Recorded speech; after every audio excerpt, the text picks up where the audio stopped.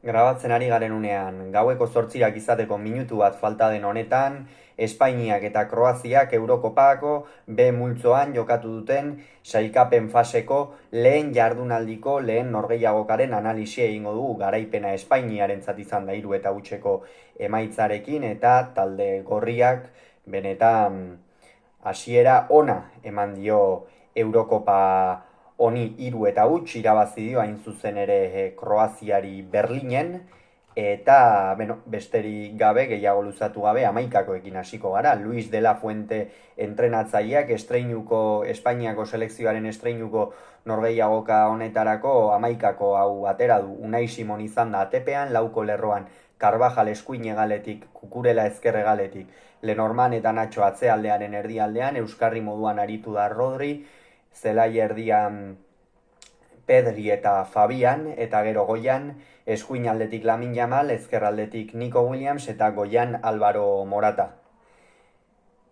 Kroaziak ez du inondik inora ere bere eguna izan eta Zlatko Dalicek honako 11 hau atera du. Livakovic izan da atepean, lauko lerroa atzealdean, Guardiol ezker hegaletik, Stanisic eskuin hegaletik, Pongrasic eta Sutalo atzealdearen erdialdean, Brozovic, Kovacic eta Luka Modric zelai erdian, eta goian Kramaric ezkerraldetik, Maier eskuin aldetik eta erdian Ante Budimir Osasunako aurrelaria.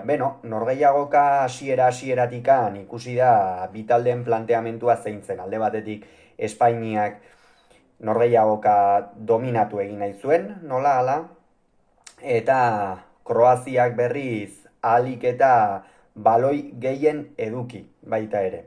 Hau da, bi taldeak esan daiteke nahiko aldarte antzekoan irten direla, baina behar bada eta gaurkoan ere ikusi da Espainiako selekzioak alde horretatik askoz ere gaitasun gehiago duten jokalariak dauzka, hau da, baloia atzetikan ateratzeko eta abar askoz ere gaitasun handiagoa duten jokalariak dauzka Espainiako selekzioak, eta hori gaurkoan ikusi da. Horregatik Luis de la Fuentek argi eta garbi ikusi du hasieratik zein izan behartzen Espainiaren planteamentua. Goian Kroazia baloia atzetik irteten saiatzen zenean, ahalik eta gehien presioa egin, eta hori oso ongi egin dute. Asko kosta zaio lehendabiziko minutuetan Kroaziari baloia bere zelai horretatik ateratzea, eta atera duenean ere eraginkortasun gutxirekin atera duela esan daiteke, eta beste askotan berriz Espainiak lapurtu egiten zion baloia, eta arrisku handirik ere ez dute sortu, baina bai hor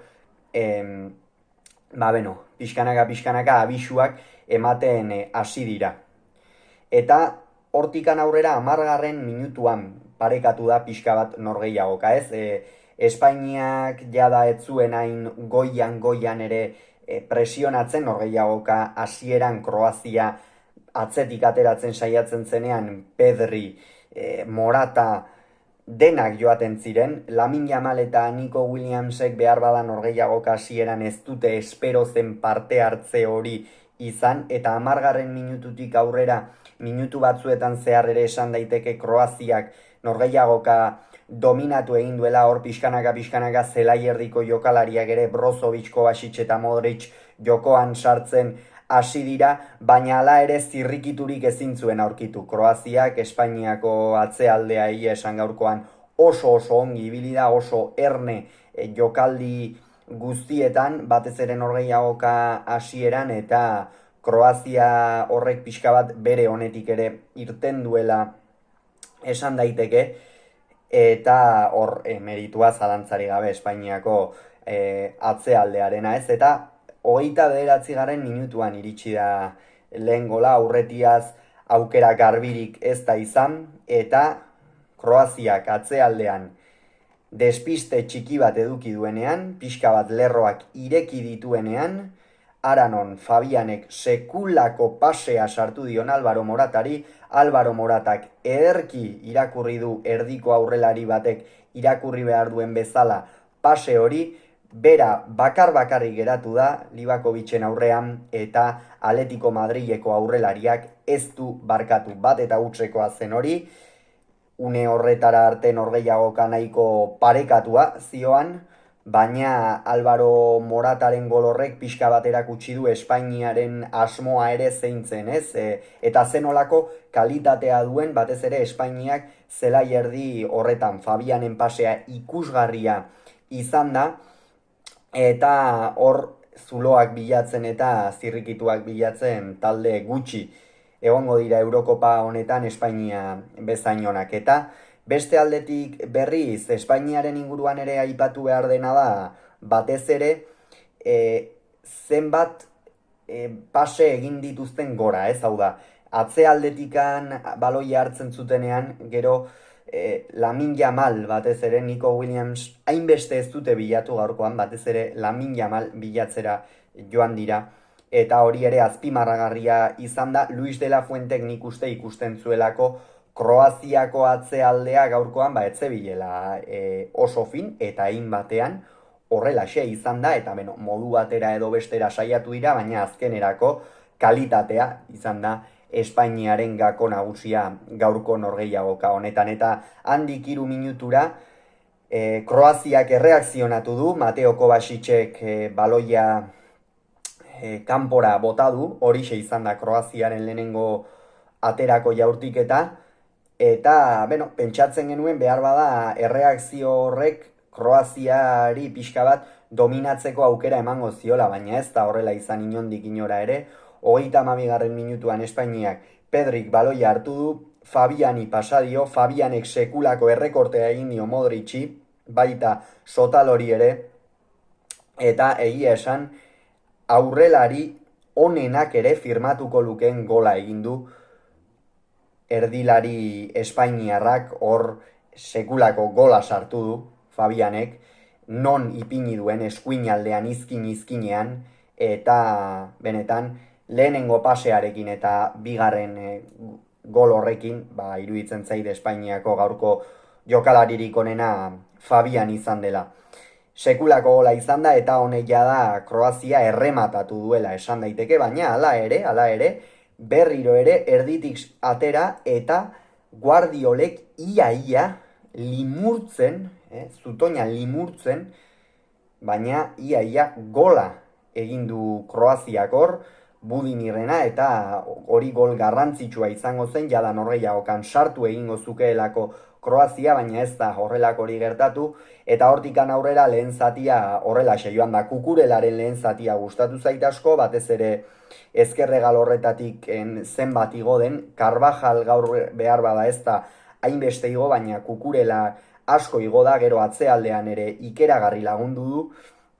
Eta bestalde batetik berriz faltan bota dut gaurkoan Modric eta Brozovicen parte hartze handiagoa, eta Maierrek ere bigarren zatian pixka bat argi gehiago erakutsi badu ere, lehenengo zatian erabat itzalita egon da Kroaziako hegaleko jokalaria, eta horiek ere ez ziren albiste onak Kroaziarentzat, eta ante Budimir eta Kramaric ere erabat desagertuta, eta horrela oso zaila izan ohi da. Eta esango dut, ez da norgehiagoka distiratsua izan, baina Espainiak erakutsi du zenolako kalitatea daukan, zelai erditik aurrera batez ere, eta atzealdean gaurkoan sendo aritu dira lehenengo zati horretan, eta horren ondorioz egin batean partida aurrera eramateko beta izan dute. Eta gero, lehen zatia jada amaitzear zela eta amaituta zegoela zirudienean, aranon, Lamine Yamalek sekulako erdiraketa sartu du, erabat lo harrapatu du Kroaziako atzealdea, eta Dani Carvajalek atzetik iritsi, eta 3. gola egin du jada partida ixteko gola, eta norgehiagokako azken gola hain zuzen ere. Bigarren zatian zerbait aldatu beharra zeukan. Kroaziak jada oso zaila zuen norgehiagokari buelta ematea, baina bigarren zatiaren hasieran aldaketekin ez, baina joko aldetik aldatu ditu gauzak Kroaziak. Batetik, askoz ere dominatzaileago atera da, eta normala da noski Espainiak pixka bat hanka altxa izana. Azken finean, lehen zatian 3 gol sartu ditu, oraindik ere beste 2 norgehiagoka geratzen dira, eta nahi edo ez, alako norgehiagokek ordainagiria gero pasa egin ohi dute, eta, hor alde horretatik Kroazia saiatu da, baina ez zuen eraginkortasunik, ez zuen inongo eraginkortasunik, saiatu dira alde batetik bestetik, baina Unai Simonen atea ezin zuten bilatu, ez? Behar bada, eta lehenengo zatian ere Mateo Kovacic saiatu da hor zelai erdi horretan batez ere, baina bigarren zatian ere ez dira bat ere distiratsu ibili. Kovacic esan dugu, pixka bat behar bada arriskua sortzen edo zelai erditikan nolabaitean hegaleko jokalariak mugitu nahian edo, baina Nastasicek eta Guardiolek ere egin dituzten igo diren jokaldiak ez dute bat ere arrakastarik izan, eta alde horretatik ezin da esan Kroaziak jarrera falta izan duenik, baina gaur eraginkortasuna erabat huts egin dio eraginkortasunak gaurkoan Kroaziari. Eta horren ondorioz, 56. minutuan jada Kroaziako entrenatzaile den Dalicek aldaketak egin behar izan ditu. Kasu honetan Ante Budimir kendu du eta Ivan Perisic atera du. Ante Budimir esan dugu erabat desagertuta ibili da. Egia da hor Guardiolek eman dion baloi horretan bera zela bultza egin behar zuena, baina baloi horretara ere ez da iritsi. Orokorrean jokoan ez du parte hartzeko petarik ere izan, eta pixka bat horrek ere labur biltzen du Kroazia gaurkoan erasoan erabat desagertuta ibili dela, eta alde horretatik gaurkoan Ante Budimirrentzat azteko moduko arratsaldea izan da. 59. minutuan mugitu du, aulkia Luis de la Fuentek, kasu honetan Pedri kendu du eta Dani Olmo sartu du. Pedriren norgehiagoka ez da distiratsua izan, ez da Espainian protagonismo gehien eduki duen jokalaria izan. Gaurkoan protagonismo gehien eduki duten jokalariak 4 izan dira, nik uste, hasierako 11koa erreferentziatzat hartuta, Kukurela, Rodri, Fabian eta Morata.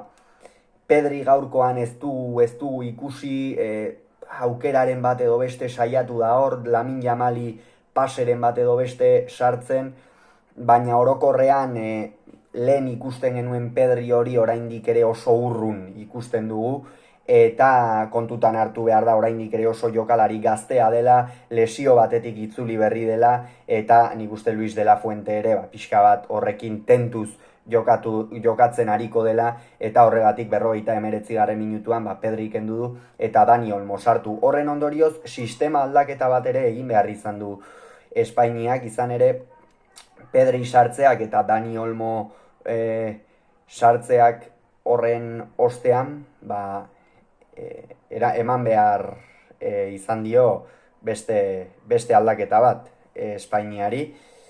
Baina Dani Olmo ala ere hor oso ongi moldatu da, ez du behar bada gehien agertu den norgehiagoka izan, ez da gutxiagorik ere, jada esan dugu Espainia beste aldarte batean ibili da bigarren zatian, askoz ere lasaiago, lehenengo zatiko emaitza horren ostean bigarren zatian ez du inongo distirarik erakusteko beharrik ere izan inondik inora ere, eta Dani Olmoren presentzia, pixka bat emaitza mantentzeko aukeraren bat edo beste edo kontraerasoren bat edo baldin bazegoen, atera da, tarteka, baina ez du aparteko protagonismorik izan. 65. minutuan, jada norgehiagokak berdin jarraitzen zuen, ez zeukan aldatzeko inongo itxurarik, eta Modric eta Kovacic kendu ditu, eta oso erabaki ona eta zentzuzkoa iruditu zait hori Kroaziako entrenatzailearen aldetik. Oso erabaki ona eta zentzuzkoa.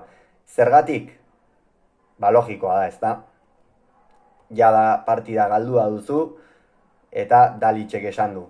Honek ez dauka aldaketarik, eta errealitatea hori zen, horrek ez zeukan inongo aldaketarik, eta zelai erdiko bi jokalaririk onenak, kasu honetan Modric eta Kovacic, gaurkoan Kovacic Modric baino gehiago ikusi dugu, Modric agertu da, pixka bat, baina jada berandu agertu da, norgehiagokan zehar ere protagonismo handirik ez du izan, baloi asko ez dira pasa bere oinetatik, eta gaurkoan Modric nahiko itzalita, ikusi dugu, ez dugu Real Madrileko Modric parte hartzaile hori, baloia hartu eta hegaleko jokalariak mugitu eta aurkariak dantzan jartzen dituen Modric hori ez du inondik inora ikusi, eta Kovacic gehien saiatu dena izan da, baina inongo arrakastari gabe, eta Suchicek eta Pasalic ez dute norgehiagoka aldatzea lortu inondik inora ere.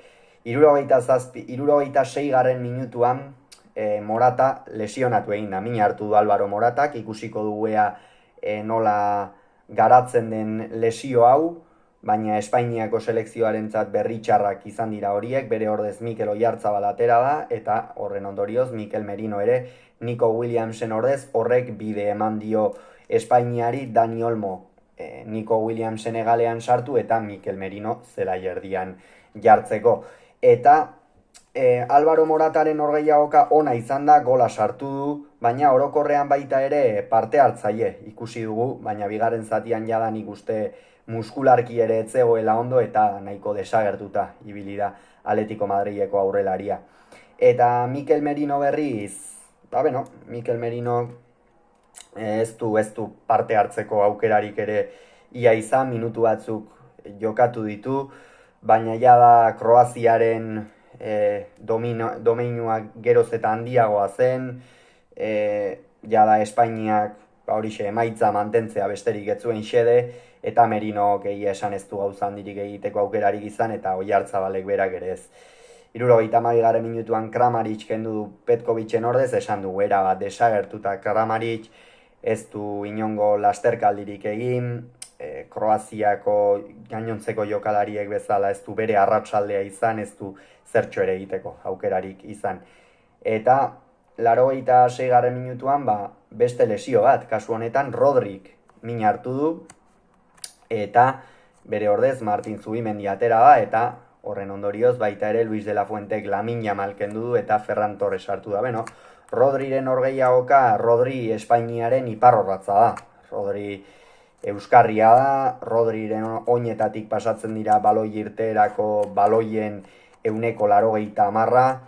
Gaurkoan behar bada ez da parte hartzaile ibili, tarteka erasoan ere askoz ere presentzia gehiagoko jokalaria bada, baina gaurkoan ez dugu alakorik ikusi, eta bigarren zatian min hartu du, ikusiko dugu muskularra den ala zer gertatzen den, baina hori ere ez da albiste ona Espainiako selekzioarentzat. Eta Lamin Yamal, nik uste beti gora joan dela, pase hori egin dio Carvajali, lehen zatian behar bada ez dugu ikusi hainbeste bere joko libre hori edo egiten, ez? Bartzelonan askoz ere protagonismo gehiago daukan jokalaria da, eta behar bada lasterkaldi gehiago egiten dituena, gaurkoan ez ditu hainbeste egin, baina bigarren zatian Guardioli egin dizkio pare bat, eta gauzak zertzela da politak utzi ditu Lamin Yamalek. Eta Ferranek eta Zubimendik apenas izan dute aukerarik norgehiagokan parte hartzeko. Esan bezala, Espainiak 3 eta huts irabazi dio Kroaziari, lehen 3 puntuak Espainiako selekzioarentzat, hauxe izan da gaurkoz esan beharrekoa, hurrengoan gehiago izango duzu, bitartean izan agur.